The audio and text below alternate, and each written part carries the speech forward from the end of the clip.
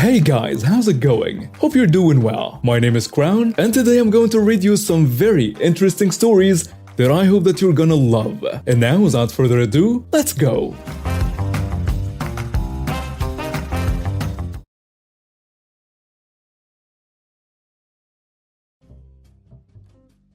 Me, female 25, and my best friend, also female 25, who we will call Anna, went to spend a fun day at a large theme park close to our home. It was on a particularly busy school holiday, the week of their Halloween special, so I had never seen the place so packed. You could easily wait for 1.5 hours for the main rides everyone wanted to do. All day long we've seen dozens of people caught in these ginormous lines, with lousy excuses such as trying to reunite with an imaginary relative who's conveniently all the way up the line. Where I'm from, it isn't common behavior. Where I'm from, it isn't uncommon behavior. And even though people disapprove, they are unlikely to make a scene. However, on this day it happened way more often than usual. We even saw 2 youth group coordinators who did it with their 20 kids. By the end of the day, we were ready to lose it on the next person who would try to do that in front of us. Nevertheless, we were having a great time, catching up and drinking hot pumpkin soup while we waited in line. Then we see a woman who's passing everyone behind us. I exchange a look with Anna and we position ourselves to subtly block the way. The entitled mother comes up to me and tells me she's here with her family, but they are already further in line. And would I please let her pass, blah blah blah. Her teenage daughter is standing behind her, and I say no. And she looks absolutely gobsmacked. Then I notice Anna is having the same conversation with a man, the entitled dad I didn't notice before, who's holding the hand of a little boy about 7 years old. So we assume they are all together and conjointly tell them they are pushing it too far trying to cut the line as a group of 4. The entitled mother then laughs faintly and tells me that they are not together, pretty certain it will help her case. It becomes apparent there are 2 different groups. But it's the last straw for us. 2 different entitled people. At the same time, I am ripe to make a scene. Anna and I tell the entitled mother and the entitled dad they can wait in line like the rest of us. And if the rest of their families are really further in the line, their relatives can wait for them. The entitled dad is not having it and gives everyone the shoulder to pass, with his small kid in tow. We don't really try to block him as he's very violent, pushing people around and everyone's afraid to hurt the little boy who's being dragged by his father and barely protecting his face with his arm. Though, we're still blocking the entitled mother and her teenage daughter. She then starts to negotiate with me. But how could I deny a loving family their last ride together? But it's the holiday. Shouldn't we be nice to each other on a day like this? But she asked nicely, so how could I say no? She's on to me non-stop for 20 minutes with her guilt trip. I keep telling her no. I explain she's not the first one to do that today, that we are on holidays too, and want to get on that ride as much as anyone in that line. I tell her again, her relatives could wait for her if riding together is so important. At some point, I just repeat no over and over. Then I just stop answering her, ignore her, drinking sips of my pumpkin soup while she keeps talking to the wind for 15 more minutes. I exchange a few looks with Anna while we both try to contain our laughter in this absurd situation. My friend was listening in on the interaction, but she didn't intervene much. I knew she agreed though, and she isn't shy. She just thought I was doing fine telling this entitled mother off on my own. But the entitled mother doesn't know her, so she assumes her silence means she might still have an ally. She turns to my friend and says, "But you should discuss it with each other, don't you think? Before giving an answer, I mean." I replied that I gave her an answer already, as I repeated no multiple times. But she insists that I never said no, and for Anna to share her thoughts. So I asked my friend with a smile, "Do you think we should let this lady pass?" And she replies loud and clear, "No," with a chuckle. The entitled mother now looks on the verge of tears. She calls us witches as she thinks we're obviously enjoying tormenting her. Anna replies it's a good thing we fit the Halloween theme so well then. And the entitled mother tries to push us aside, but we're not moving. We certainly didn't plan on going full force to block her, but she didn't know that. Someone else might have smacked her in the mouth right there. She pushes hard in a proper fury. We let her pass when she shoves us more violently aside. Surprised by the confidence such a frail woman has that no one would dare lay hands on her even after she assaulted them. But then she's confronted with the family that was right in front of us. Obviously, everyone has been watching the scene attentively, and people won't let her pass after the bit she did. So she starts negotiating all over again, playing the victim like no other. Her daughter is just standing there on the phone, trying to not make eye contact with anyone the whole time. The entitled mother is talking to the other group, telling them how mean we were to her, and that we were obviously conspiring to mess with her with the knowing looking grins we exchanged between us. I say we exchanged those looks only because she was being ridiculously entitled and became laughable at some point. Then I told her I had a mom just like her who would have such tantrums in public, and when I was a teen I could have died from embarrassment, and that her daughter looks very embarrassed by the way. This gets her riled up and she throws some of the things she had at me and keeps yelling how I wouldn't even dream of having a mom like her and that I should leave her daughter alone and never speak on her, and so on. Someone must have called security when things got out of hand because we found them coming and dragging Karen before she tried to throw anything else at me. I ended up insisting on pressing charges on her for assault, since what she threw at me earlier actually connected to my head.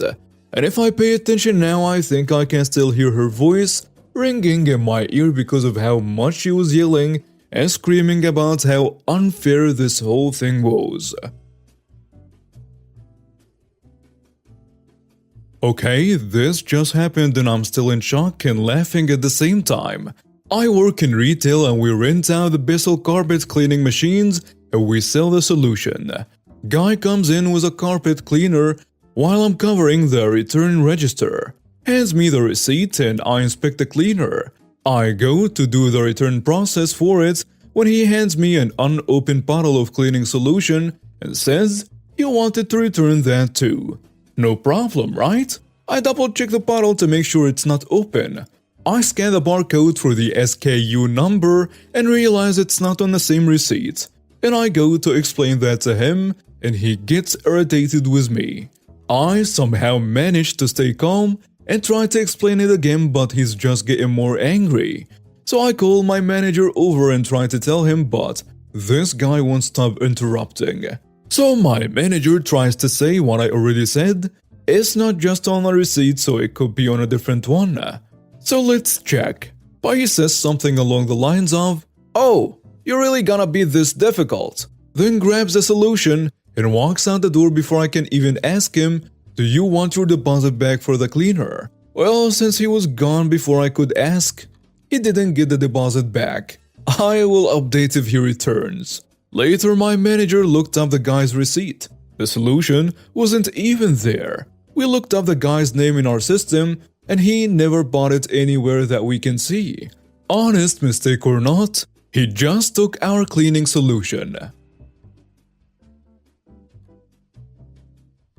As a celebration to being fully vaccinated, myself and my family decided we were going to go away for a week to go whale watching. Such a trip needs supplies, so my family heads to the market of wolves to get groceries and such. So to start, what we were wearing, my mother was wearing a blue dress with short sleeves, trimmed with white flowers design, and beige khakis.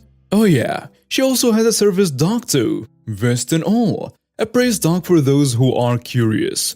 My father was wearing a grey button-up shirt and black pants. Finally, I was wearing blue jeans and a green shirt that read, "I'd make a Zelda pun, but I don't wanna try and force it." Service dog, who I will shorten to Doggo, was wearing his service vest. When we entered the market of Wols, my mother and father went one way, and I went the other way. I was to get things like sunscreen and stuff while my parents got the food. We were bringing our own food since the food there is super expensive. As such, this part is secondhand from my parents, but I will embellish with the classic Karen tropes. They were in the frozen food aisle picking out some burgers and sausages for our grills. They at first heard the classical "excuse me" when choosing between Mazza burgers and barbecue sauce burgers. They had just ignored it, but my mother felt Doggo tugging at the leash, trying to get her attention. Not something he was trained to do, just really smart. Mom turned around and saw our Karen for the story. She was clearly confused by the blue dress and began asking my mom where something was in the aisles. Obviously, my mother said that she didn't work there, and this sick Karen off. My father heard the conflict and approached them, but the grey button-up shirt made Karen think he was a manager. I wish I could explain more, but, as I said, this was second-hand. At this point, Karen must have stepped on Doggo's tail because, as I was heading back to find my parents, I heard poor Doggo yelp loudly, which is out of character for him, and I took off running. I arrived at the scene with my mother trying to comfort Doggo, his tail slightly red from blood, and my mother tending to it, my father arguing with Karen, and an employee wearing a blue shirt, black pants and an apron coming up. The employee is trying to figure out what is going on, and Karen is going on about how disrespectful my mother and the manager are being. The employee is trying to explain the whole concept of us being customers, but Karen wasn't listening. I took the employee aside and asked him to get the real manager, and I approached Karen. I should note I run role-play games, and through that have learned how to improvise. I ask, "What is going on here?" Karen looks at me. "Who are you?" "I'm the manager." "What are you doing here?" My father gave me a confused look and went to say something, but I stopped him. Karen looked over my cheesy t-shirt and all scoffed. "You're not the manager. You're just some kid." "I'm 29 by the way." "Okay, then what about my parents is telling you they work here?" Karen stopped and looked at my parents, and you can see gears turning in her head. My father saw that I had things under control and he went to help my mother, who doesn't work well under stress. "Okay, now that you're listening, what happened to Doggo?" Karen stuttered. "I don't know." "That better be true. Doggo is a trained service dog, and is worth probably more than what you make in a year." I need to." "No, you are staying right here till the manager gets here. Doggo is hurt, and I want to know why." Karen must have been intimidated into staying, which is a surprise to me, which will be explained later. Eventually the manager arrives. 10 minutes later, guess the situation wasn't urgent enough, along with a pair of police officers who must have been called by someone. Karen tried to defend herself weakly, but all the breeze she had in her sails against my parents were gone. The manager came back and confirmed Karen stomped on Doggo's tail when Doggo got between my mom and Karen. He sat down in front of the two to stand his ground, but he wrapped his tail to his side to keep it out of the way, meaning it looked like on camera Karen also kicked Doggo. I saw red. But I let my parents take care of things. They pressed charges on Karen and the manager paid for our groceries personally, telling us he apologizes and that he should have panned her earlier. When we got back to the van, I started crying. You see, something I neglected to say was I'm not a confrontational person. Seeing Doggo hurt, my mother crying and my dad about to deck Karen, I snapped. I was actually scared of what I would do. If Karen didn't stand down, I was a bit afraid of what I might have done. Luckily, it didn't come to that. Mom is staying home with Doggo today while myself and Dad do some running around. She is still shaken up and we would rather not add more stress to her. Thanks for reading and sorry it's a bit messy, I just wanted to get this down. I needed to get this off my chest and felt writing about it would help. Court is hopefully going to be after the whale watching trip, but I haven't heard anything about it. Important update. Doggo is physically going to be okay. The vet said the scrape, as he described it, is shallow and should heal. Unfortunately, he will be committed to the cone of bravery when not on duty until it heals to make sure he doesn't make it worse. Mentally, well, have no updates on that, but he seemed to be normal around family. As for charges on Karen, interference of service animal, willful injury of a service animal abuse, assault, destruction of property, disrupting the peace and more. She is facing upwards to 5 years in prison minimum. However, nothing official has been decided yet. I'll keep you posted. Background. So strap in, it's gonna be a bumpy ride. So I recently got laid off from my delivery driver job at a company with the name shall remain anonymous. I will pretty much take amounts of lumber and construction materials that were too small for our semi-drivers. We would deliver to a lot of places around the DFW area.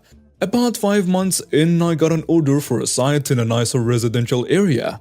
I picked out the product I needed to take out there and drove out that way. The moment I get out to the site and start dropping the product at the site, and out come Karen. I get out to the site and start dropping the product at the site, and out comes Karen. Hey, I need your workers to keep it down with their nail guns, or whatever tool they are using. I was obviously confused. I'm sorry, I don't work for the builders. You must have mistaken me for. I'll preface this now. We had to wear a uniform like most customer service guys at the office, because technically we were still customer service, which in my opinion is nonsense, but hey, I don't make the rules. She must have taken my devilishly good looks as someone who is a manager. Before I could get the words out of my mouth, she says, I've seen you here before talking to the workers, so don't give me that nonsense. I need to take my 12 o'clock nap and it's disturbing my slumber. Ma'am, like I was going to say, I don't work for the builders. If you have a problem with the noise, you need to talk with them. The construction office is somewhere around here. No, I need you to give me your corporate number now. So now the gears in my head start turning. I gave her the personal number to my manager. She has the biggest grin I've ever seen. I drop the rest of my product and leave. I get back after my run and he pulls me aside and asks me if I gave a lady his number. I asked him what she said. He just burst out laughing and said, I have never had so much fun convincing a lady that I'm gonna fire you. I didn't get fired, by the way, so Karen, screw you. Thank you for watching and see you next time.